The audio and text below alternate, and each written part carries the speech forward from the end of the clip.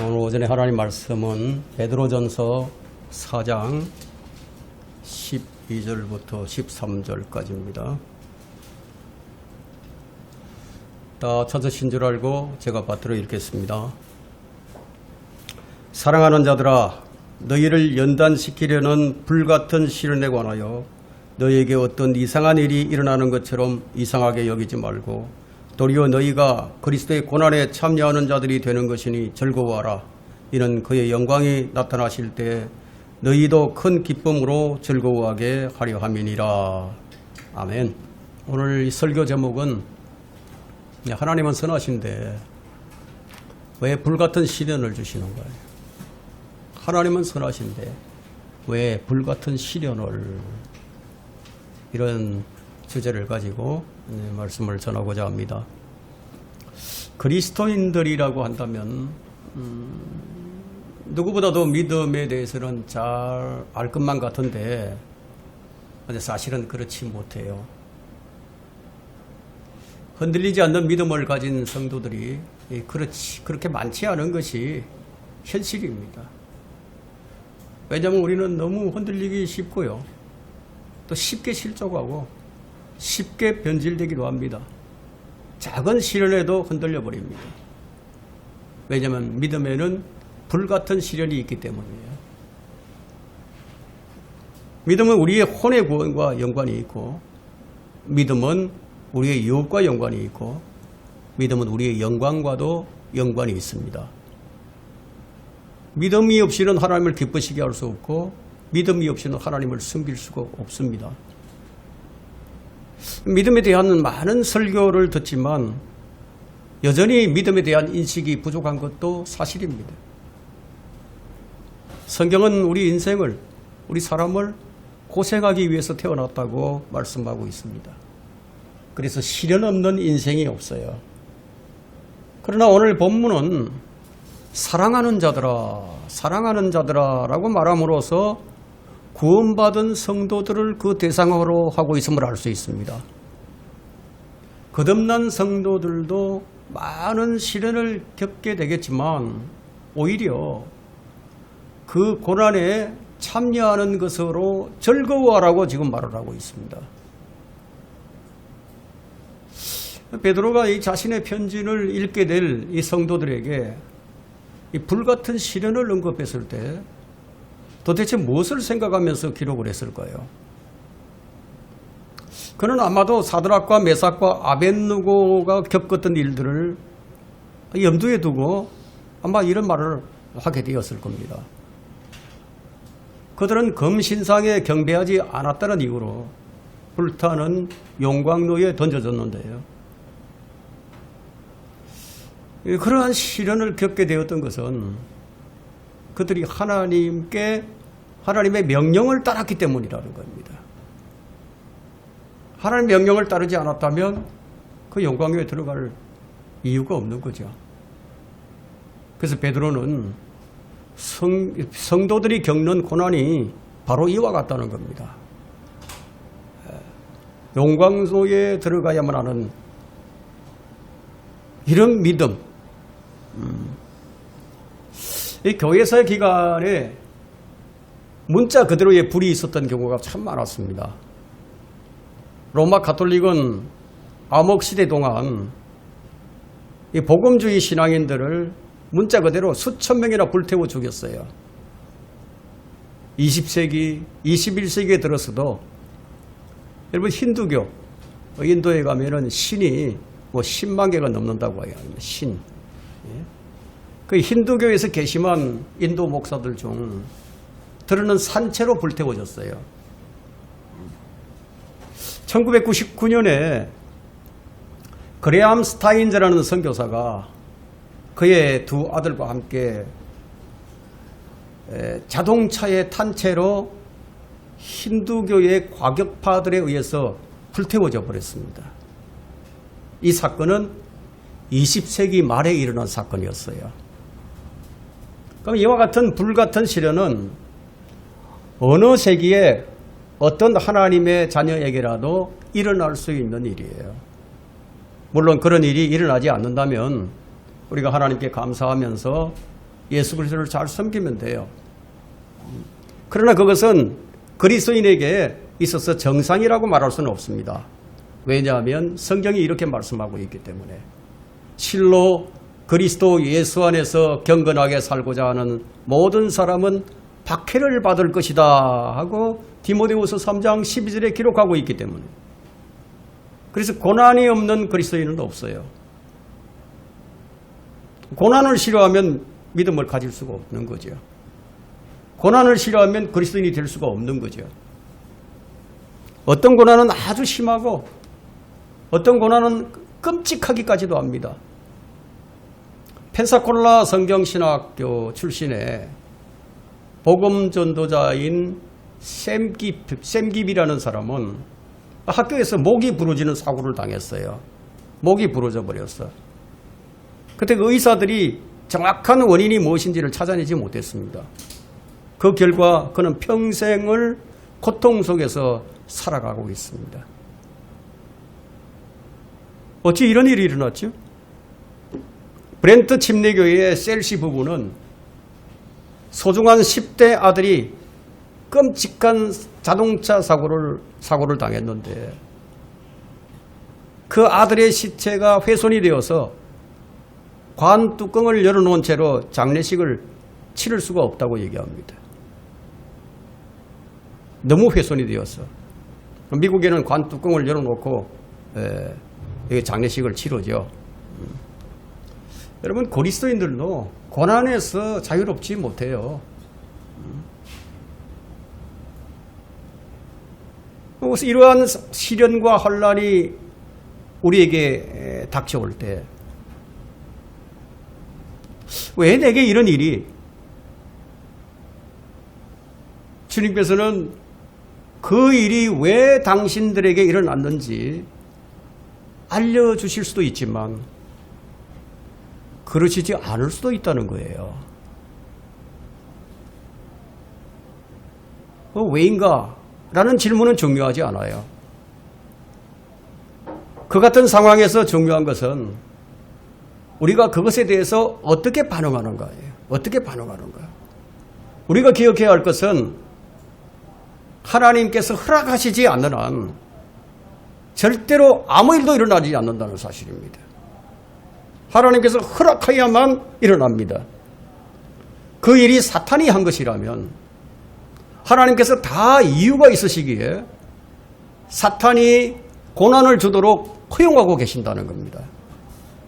어떤 때와 또 어떤 기회가 그리스도인에게 일어날 때 하나님께서는 자신의 목적을 성취할 수 있도록 그러한 일들이 지속되도록 하시기도 한다는 겁니다. 우리 인간으로서는 이해가 참 안 되는 부분이 많이 있죠. 그렇다고 해서 모든 일의 원인이 하나님이시라는 얘기는 아닙니다. 우리가 믿는 하나님께서 내게 어떤 일이 일어나는 것을 허락하신다는 거예요. 또 그것을 허락하실 때에는 그럴 만한 이유가 다 있다는 겁니다. 거듭난 하나님의 자녀에게는 여러분 행운이라든지 우연 같은 거 없어요. 다만 우리가 해야 할 일은 어떤 상황에서든지 그리스도께 밀착하는 거예요. 밀착. 어쩌면 우리는 다른 이들의 본보기로 고난을 겪을 수도 있어요. 사실 우리는 이러한 종류, 우리 그리스도인에게 닥쳐오는 여러 가지 고난에 대해서 그 답을 다 알지 못합니다. 하지만 우리가 말할 수 있는 것은 불같은 시련이 내게 닥쳐올 때 다니엘의 세 친구처럼 우리는 모두 용광로 속에서 네 번째 사람, 즉 예수 그리스도와 함께 긋고 함께 이야기를 나누는 것이 되어야 한다는 겁니다. 문제는 베드로가 우리에게 만일 너희가 불같은 시련을 통과하고 있다면 즐거워하라고 말하고 있다는 점이에요. 시련이 내게 닥쳐와 있는데 즐거워하라. 그건 매우 어려운 일입니다. 고난을 즐거운 마음으로 받아들인다? 글쎄요, 그건 아마 전혀 다른 차원의 이야기 같죠. 만일 우리가 우리의 구주를 위해서 비난을 받는다면 당연히 기뻐해야 하고 성경에 따르면 우리가 기뻐할 수 있어요. 하지만 어떤 그리스도인은 이 불같은 시련을 감당하지 못하고 항복해버릴 수도 있습니다. 제가 말할 수 있는 것은 하나님께서 우리가 어떠한 상황에 있든지 간에 그것을 통과하게 해 주실 수 있다고 감히 제가 이 말씀을 드릴 수는 있어요. 왜냐하면 고린도전서 10장 13절에 이렇게 기록하고 있기 때문입니다. 사람들에게 흔히 닥치는 시험 외에는 너희가 당한 것이 없나니 하나님께서 신실하셔서 너희가 감당할 수 있는 이상으로 시험을 당하지 않게 하시고 시험을 당하면 피할 길도 마련하셔서 너희로 능히 감당케 하신다고 기록해 놓았기 때문입니다. 불같은 시련, 하나님께서는 화형을 당하는 그리스도인들이 그 불의 시련을 감당할 수 있도록 하셨어요. 사고를 당해 평생을 고통 속에 살고 있는 사람도 그 고통을 감당할 수 있도록 해주셨어요. 제가 고난의 시련을 통과해 가고 있는 성도들에게 해줄 수 있는 말은 바로 이것뿐입니다. 하나님께서 통과하게 해주실 수 있다. 피하게 해주실 수 있다. 즉 여러분은 하나님의 도움으로 그것을 극복할 수 있고 또 성경은 여러분이 그것을 통과해 가는 동안 기뻐할 수 있고 즐거워할 수 있다고 말씀하고 있다는 겁니다. 하지만 시련 속에서의 기쁨과 즐거움은 선택해야 할 것들이지 제가 여러분을 대신해서 선택해 줄 수는 없는 일입니다. 다만 우리가 기억해야 할 것은 우리 주님께서 우리를 위해서 그보다 훨씬 더 나쁜 것을 겪으시기에 자기 앞에 놓인 즐거움을 위하여 그렇게 하셨다고 히브리서 12장 2절에 기록하고 있습니다. 따라서 우리에게 고난이 올 때 우리를 위해 그분께서 남겨놓으신 본이 있는데 그 본을 따라가야 한다고 베드로는 우리에게 외치고 있습니다. 그러므로 주님이 오실 때까지 우리는 그 고난을 기쁨으로 견뎌내야 한다는 겁니다. 그래서 주의 만찬의식을 주님께서 명령을 하셨습니다. 주의 만찬의 목적은 우리를 위해서 주님께서 겪으셨던 십자가의 고난을 기억하면서 그분이 오실 때까지 그분의 죽으심을 선포하는 것이라고 고린도전서 11장 26절에 기록하고 있습니다. 오늘 우리는 주의 만찬식을 가졌습니다. 이 점을 잘 기억하시고 만일 여러분의 믿음이 느슨해져 있다면 그 느슨해진 믿음을 좀 더 조이시기를 바랍니다. 믿음이 약해지면 우리 인생에 거세게 몰아치는 시련을 견디지 못할 수도 있기 때문입니다. 오늘 말씀을 보니까 주님은 우리에게 시련을 허락하셨습니다. 무엇 때문에 허락하셨을까요? 그것이 너희 믿음의 시련이 불로서 단련될지라도 없어져 버리는 금보다 훨씬 더 귀하게 되어 예수 그리스도께서 나타나실 때 칭찬과 존귀와 영광을 받게 하려 함이라. 이처럼 믿음의 시련은 나중에 우리가 받게 될 칭찬과 존귀와 영광과 관련이 되어 있음을 알 수 있습니다. 성경은 고난이 없이는 영광이 없다고 말씀하고 있습니다. 로마서 8장 17절에서 이는 현재의 고난들이 우리에게 나타나게 될 영광에 감히 비교되지 못한다고 바울은 말하고 있습니다. 비바람을 맞으며 자란 화초와 온실에서 자란 화초는 극명한 차이가 나요. 이처럼 사람은 시련을 겪으면서 더 단단해져 갑니다.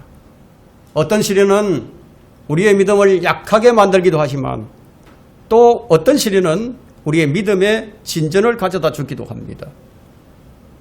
우리는 성경이 말하는 고난이 무엇인지 알고 있지만 정말 힘든 상황에 빠진 성도들도 있을 수 있습니다. 저는 왜 그것을 견디지 못하느냐 하고 책망하지는 않습니다. 다만 믿음을 더욱 굳건하게 하자는 거예요. 더욱 굳건하게 하자. 어떤 말도 위로가 되지 않는 상황, 이럴 때 필요한 것은 강한 믿음이에요. 강한 믿음. 데살로니가전서 5장 16절부터 18절에는 항상 기뻐하고 쉬지 말고 기도하라. 모든 일에 감사하라. 이것은 그리스도 예수 안에서 너희에 관한 하나님의 뜻이니라.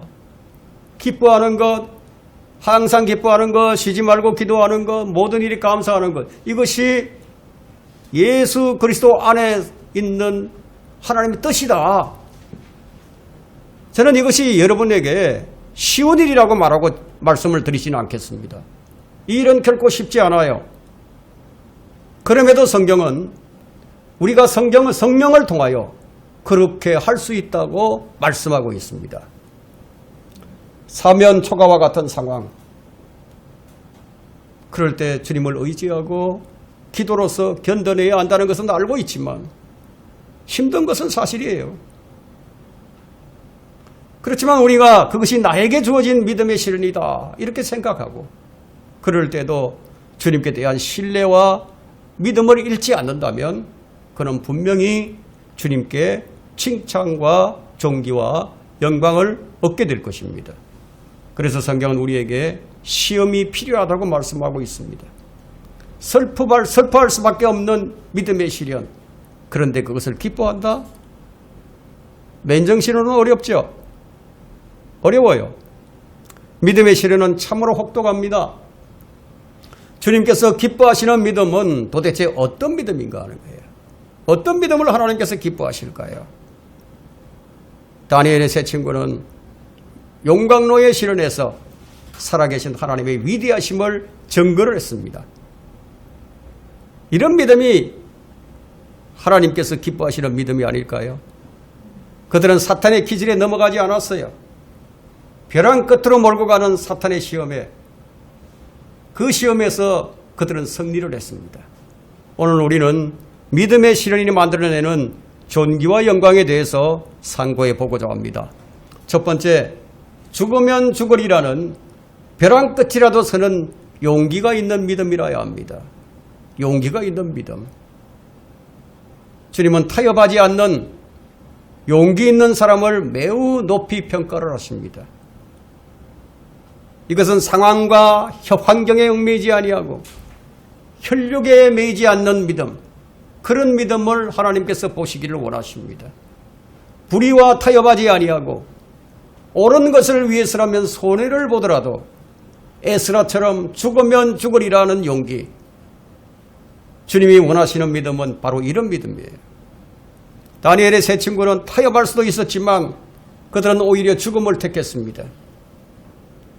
여러분 다니엘 3장을 한번 보십시오. 다니엘 3장 23절. 다니엘 3장 23절.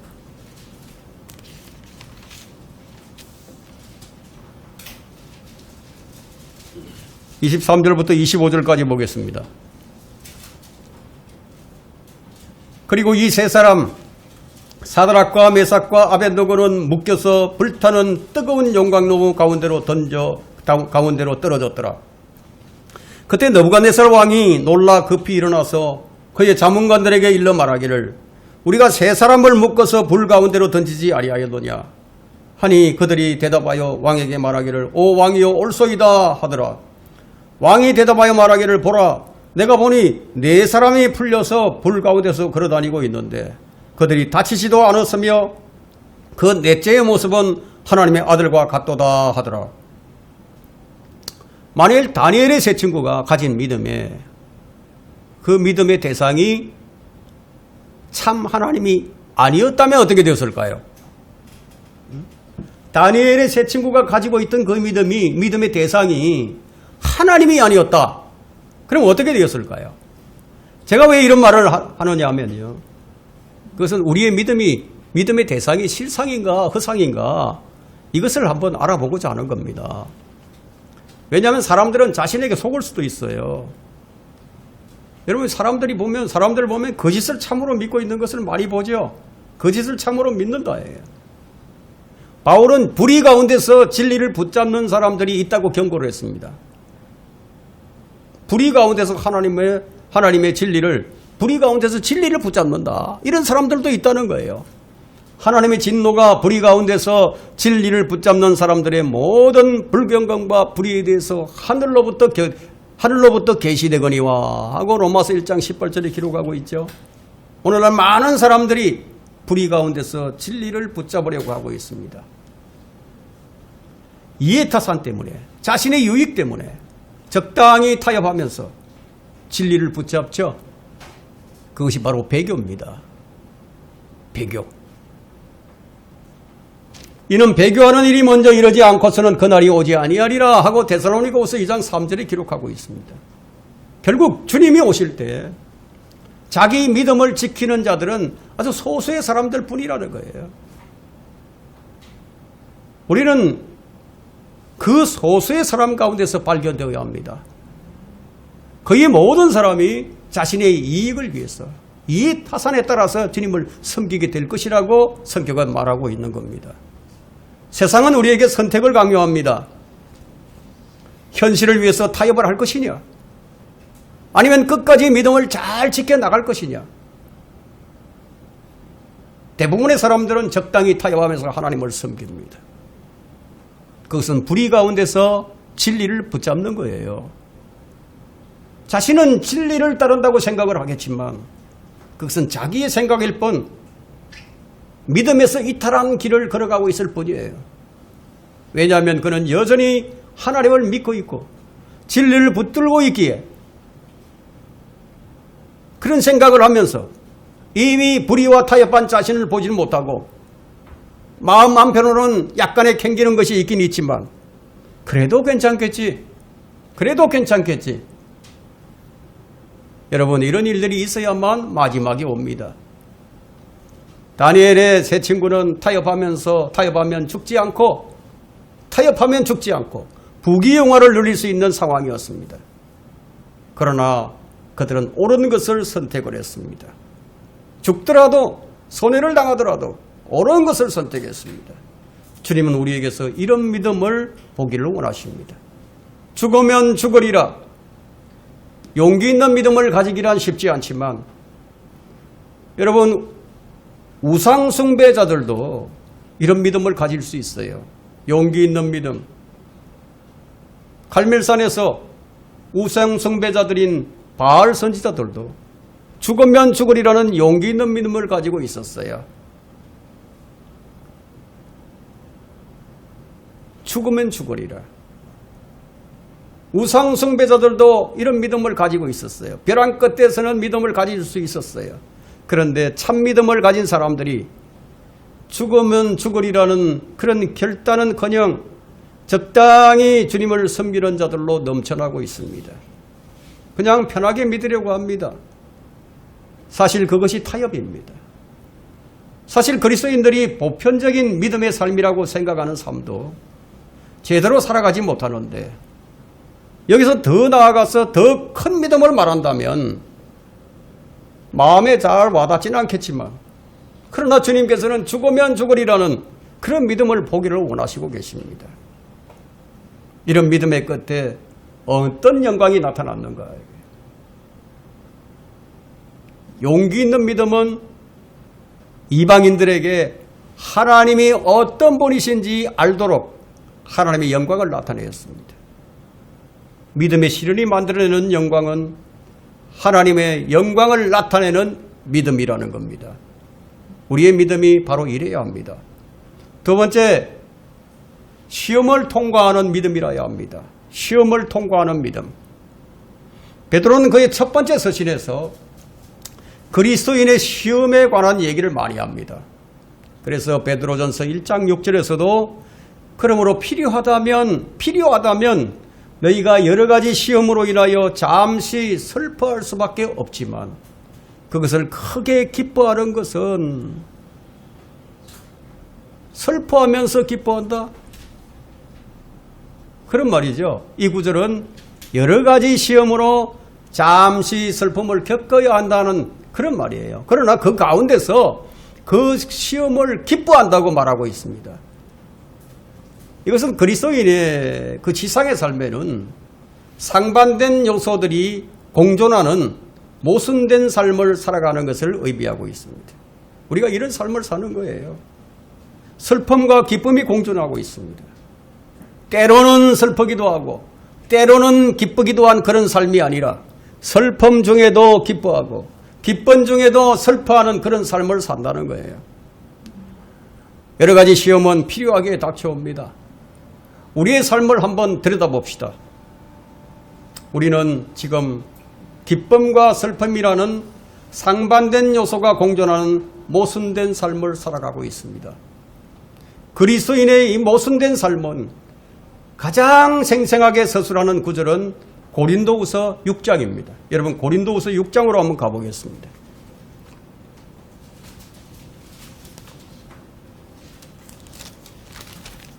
고린도후서 6장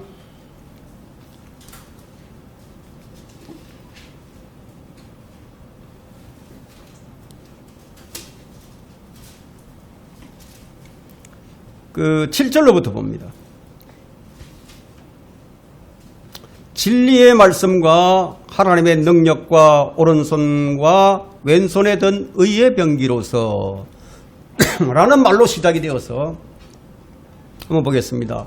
8절에는 영광과 오욕으로서 또 악병과 호평으로서 그리하였고 속이는 자들 같으나 진실하며 이름 없는 자 같으나 유명하고 죽은 자 같으나 보라 우리가 살아있으며 매를 맞았으나 죽지 아니하였고 10절에 가서 슬퍼하는 자 같으나 보죠. 슬퍼하는 자 같으나 항상 기뻐하며 가난한 자 같으나 많은 사람을 부유하게 하고 아무것도 없는 것 같으나 모든 것을 가졌느니라. 아무것도 없는 것 같으나 모든 것을 가졌다. 8절에는 영광과 오욕으로서 두 가지가 지금 상반되고 있죠. 악평과 호평으로서 서로 부딪히는 두 가지 요소가 또 공존하고 있는 것을 볼 수 있습니다. 속이는 자 같으나 진실하며 9절에는 이름 없는 자 같으나 우리가 살아있으며 죽은 자 같으나 보라 우리가 살아있으며 자 이런 말씀이 나와요. 실로 대단한 모순이죠. 매를 맞았으나 죽지 아니하였고 슬퍼하는 자 같으나 항상 기뻐하며 여러분 이런 모순이 또 어디 있겠어요. 가난한 자 같으나 많은 사람을 부유하게 하고 그리고 마지막은 아무것도 없는 것 같으나 모든 것을 다 가졌느니라. 이것이 그리스도인의 삶이에요. 우리가 항상 기뻐할 수 있는 것은 나의 이름이 하늘나라에 기록이 되어 있어요. 하늘나라의 생명책에 기록이 되어 있다. 그곳에 나의 믿음의 열매가 기록되어 가고 있습니다. 자, 이처럼 그리스도인들은 서로 상반된 요소들이 부딪히는 아주 묘한 삶을 살아가고 있는 중이에요. 그렇지만 우리 그리스도인들은 이 악한 현 세상 속에서 하늘의 방식으로 이 땅을 살아가는 사람들입니다. 베드로전서 4장 12절과 13절과 짝이 되는 구절이 있는데 이 구절은 베드로전서 1장 7절에 나옵니다.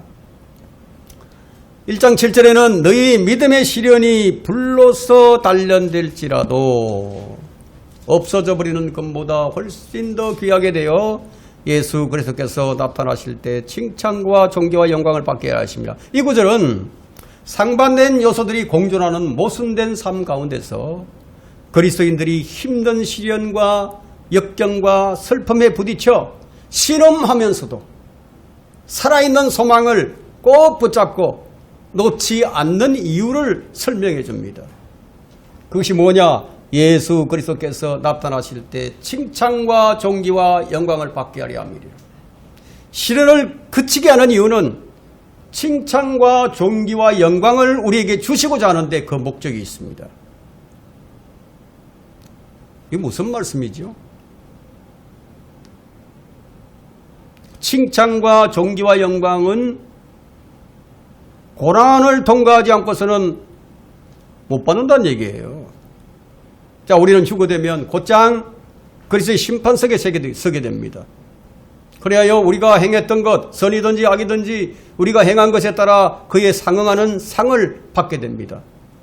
성경은 우리를 그리스도의 기초 위에다 집을 짓는 건축가에 비유하고 있습니다. 우리는 다 건축가들이에요. 우리는 영적인 집을 지어가는 건축가들입니다. 또한 우리가 행한 모든 일이 건축 재료들로 비유하고 있습니다. 그 재료가 금이나 은이나 보석이나 나무나 지피나 그루터기 그 6가지 중에서 어떤 종류였는지를 주님께서 불로서 태워보실 겁니다. 만일 우리가 이런 것이 세운 그대로 있으면 우리는 상을 받겠죠. 그렇지 못하고 불에 다 타버리면 우리는 손해를 당하게 될 겁니다. 그날에 우리가 이 세상을 사는 동안 우리의 보물을 어디에 쌓아두었는지 거기에서 입증이 된다는 거예요. 내가 이 땅을 살아가면서 보물을 이 땅에 쌓아두었는지 아니면 하늘에 쌓아두었는지 그날에 밝혀질 것이다. 여러분 찬송가에 보면요. 찬송가 가사에 금보다 귀한 믿음이라는 가사가 나와요. 금보다 귀한 믿음. 금보다 더 귀한 것이 믿음이라는 거죠. 그런데 이 믿음은 지상에 사는 동안에 시험을 받는다. 그리고 그 시험을 견뎌내고 통과를 할 때 우리의 믿음은 금보다 더 귀하게 평가될 것이라는 겁니다. 베드로는 여기 7절에서 우리를 격려해 줍니다. 그리스도께서 나타나실 때 칭찬과 존귀와 영광을 받게 될 것이라고. 바울은 이 부분에 대해서 우리가 어떻게 끝까지 달려가야 할 것인지를 설명해 주는데 디모데후서 4장 7절에 내가 선한 싸움을 싸우고 달려갈 길을 마치고 믿음을 지켰으니 이것이 중요한 거예요. 내가 선한 싸움을 싸우고 달려갈 길을 마치고 믿음을 지켰다. 끝까지 믿음을 지키는 것. 믿음의 시련을 통과해야만 칭찬과 존귀와 영광을 얻게 된다. 디모데전서에는요. 믿음을 지키지 못하는 자들이 참 많이 나와요. 그 믿음을 지키지 못하는 것들이 무엇인지 그것이 나온다. 어떤 사람들은 믿음에서 파산을 합니다. 어떤 사람들은 믿음의 정도에서 이탈을 합니다. 어떤 사람들은 믿음을 부인합니다. 어떤 사람들은 믿음에서 떠납니다. 왜 이런 기록들을 우리 그리스도인들에게 남겨놓았을까요? 그것은 우리 모두 불같은 시련을 통과하여 우리 모두 주께서 오실 때 칭찬과 존귀와 영광을 얻자고 하는 말이 그런 말이 되겠죠. 불같은 시련을 통과한 믿음이라야 주님께 인정을 받게 됩니다. 그래서 어려움은 자주 다가옵니다. 여러 가지 시험도 자주 오게 됩니다. 여러분의 믿음이 어떠한지는 저는 잘 몰라요. 그러나 여러분의 믿음이 참인지 아닌지는 휴거로서 가르쳐질 것이고요. 여러분의 믿음의 열매는 그리스도의 심판석에서 상급으로 드러나게 될 겁니다. 세 번째 불같은 시련은 주와 함께 다스리는 통치권을 얻게 해줍니다. 자, 이 통치권은 구원받은 모든 사람에게 다 주어지는 것이 아닙니다. 불같은 시련을 통과한 사람에게 주어집니다. 주의 일을 열심히 한 사람과 그렇지 않은 사람이 같을 수는 없는 거죠. 구원받은 사람들은 많이 있지만 주와 함께 다스리는 반열에 서는 사람들은 그렇게 많지 않을 거예요. 왜냐하면 시련을 견디지 못하는 사람들이 많이 있으니까.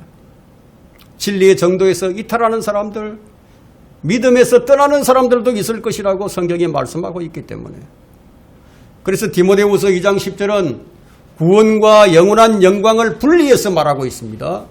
여러분, 구원과 영원한 영광을 분리한다. 자, 디모데후서 2장 10절에 그들도 그리스도 예수 안에 있는 구원을 영원한 영광과 함께 얻게 하려 함이니라. 분리해서 얘기하고 있죠.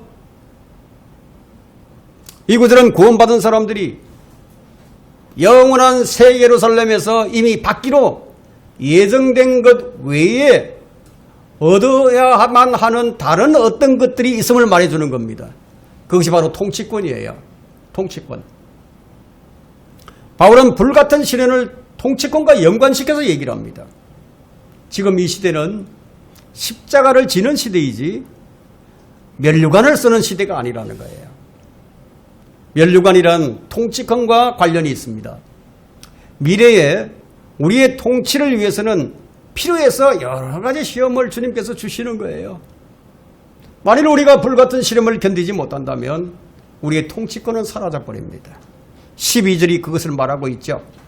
디모데후서 2장 12절에는 우리가 참으면 우리도 뭘 참아요? 뭘 참는다는 거예요? 우리에게 주어진 시험, 고난, 우리가 참으면 우리도 그와 함께 다스릴 것이요. 우리가 그를 부인하면 그도 우리를 부인할 것이라. 우리가 그리스도로 인하여 고난을 참으면, 다르게 말하면 믿음을 끝까지 지키면 우리도 그와 함께 다스릴 것이요. 그러지 못하고 만일 우리가 믿음에서 정도에서 벗어나거나 대마처럼 세상으로 나가버리거나 마귀의 교리에 빠지거나 양심이 화인맞게 되면, 그렇게 되면 우리는 그분을 부인한 것이기 되기 때문에 주님께서도 우리를 부인하실 수밖에 없다는 거예요. 예수 그리스도께서는 누군가가 통치하는 것을 부인하신다는 겁니다. 예수님께서 누가복음 19장 22절부터 26절에서 말씀하신 것과 똑같아요. 주님께서는 문화의 비유로 어떤 자가 통치권을 상실하게 되는 것을 우리에게 알려주셨습니다. 그렇다고 예수님께서 구원받은 하나님의 자녀들에게 나는 너희를 전혀 알지 못하니 내게서 떠나가라, 이런 말씀은 절대로 하시지 않으세요. 아까 구원과 영원한 영광과 분리해서 말한다고 말씀하셨죠. 자, 따라서 디모데후서 2장 12절은 고난을 통해서 얻게 되는 천년왕국에서의 유업과 관련된 언급이라는 겁니다. 우리가 참으면 우리도 그와 함께 다스릴 것이요. 우리는 이것을 확신합니다. 이 땅에서 그리스도를 위해 겪는 고난은 오는 세상에서 그리스도와 함께하는 직접적인 영광과 관련이 있다는 거예요. 고난과 영광은 뗄 수가 없는 관계예요. 왜 그렇게 하셨을까요? 그 이유를 아십니까? 왜 하나님께서 그렇게 하실까요? 예수 그리스도께서도 고난을 통해서 영광을 받으셨기에 우리도 그분과 함께 고난을 받아야만 그분이 받은 영광을 우리도 얻을 수 있다는 겁니다. 이런 이유로 베드로는 베드로전서 4장 13절에서 도리어 너희가 그리스도의 고난에 참여하는 자들이 되는 것이니 즐거워하라. 이는 그의 영광이 나타나실 때 너희도 큰 기쁨으로 즐거워하게 하려 함이라. 우리는 선한 싸움과 달려갈 길을 마치고 믿음을 지켜야 되는데 그 끝이 지금 가까워져 오고 있습니다. 우리의 싸움이 아무리 어려운 싸움이라 할지라도 영원히 계속되는 싸움은 아닙니다. 이제 그 끝이 가까워져 옵니다. 싸움의 종식과 함께 승리의 영광이 있고 우리는 성전가를 부르게 될 것입니다. 이것이 성도의 즐거움이에요. 선한 싸움을 싸우고 달려갈 길을 마치고 믿음을 지켰다. 그러면 의의 면류관이 우리 머리 위에 씌워질 겁니다. 면류관은 다스리는 통치권과 연관이 있다고 말씀을 드렸습니다. 이것이 누구에게 주어집니까? 믿음의 경주를 끝까지 한 자들에게 주어집니다. 규칙대로 하지 아니한 자는 받지를 못합니다. 편안하게 자기 좋을 대로 하나님을 섬기면서 주님을 사랑하고 주님을 기다린다. 그것은 거짓말입니다. 지금 우리는 준비 중에 있습니다. 이 땅에서 누릴 수 있는 시간이 몇 년밖에 남지 않았다고 생각을 한다면 이 얼마 남지 않는 시간을 어떻게 유용하게 보낼까요? 어떻게 유용하게 보낼까? 깊이 생각을 해보겠죠. 성경은 우리에게 이렇게 권면을 하고 있습니다. 고린도전서 15장 58절에서 여러분 이 구절은 암송하고 있어야 합니다. 그러므로 나의 사랑하는 형제들아 견고하라, 흔들리지 말라, 항상 주의 일을 넘치게 하라. 이는 너희의 수고가 주 안에서 헛되지 아니한 줄을 너희가 알미니라. 우리는 준비할 필요가 있어요. 자, 우리는 준비하기 위해서 철저하게 부서져야만 하는 것들이 있습니다. 우리가 철저하게 낮아지기 전에는 하나님께서 우리를 믿고 쓰실 수가 없어요. 주님께서 쓰시기에 합당한 그릇이 되게 하시려고 쓰라린 시련을 우리에게 허락을 하십니다. 가장 고통스러운 시련이 닥칠 때면 우리가 하나님께 쓸모있는 그릇으로 지금 만들어져 가고 있다는 사실을 깨달아야 합니다. 우리가 완전히 주님께 굴복하고 산산조각이 나야만 그제야 주님께서는 우리를 믿고 쓰실 수가 있습니다. 그래야만 하나님께서 영광을 받으실 수가 있습니다. 그렇지 않다면 자신이 영광을 다 받아버리겠죠. 하나님께서는 상한 갈대를 사용해서 얼마나 놀라운 일들을 해오셨습니까? 주님의 손에 쥐어져 있는 도구는 상한 갈대가 대부분이었습니다. 성령님의 도움을 받으면서 고난을 견뎌나가면은 이 고난의 아픔은 절반으로 줄어들게 되고 그 대신 우리는 이 땅에서 쓸모있는 사람들이 되어갈 겁니다. 불같은 시련이 만들어내는 존귀와 영광은 주님과 함께 다스리는 통치권을 얻게 된다는 것을 여러분들이 잘 기억하셔야 합니다. 말씀을 정리하고자 합니다. 고난에 관해서 유의해야 할 네 가지 사항이 있습니다.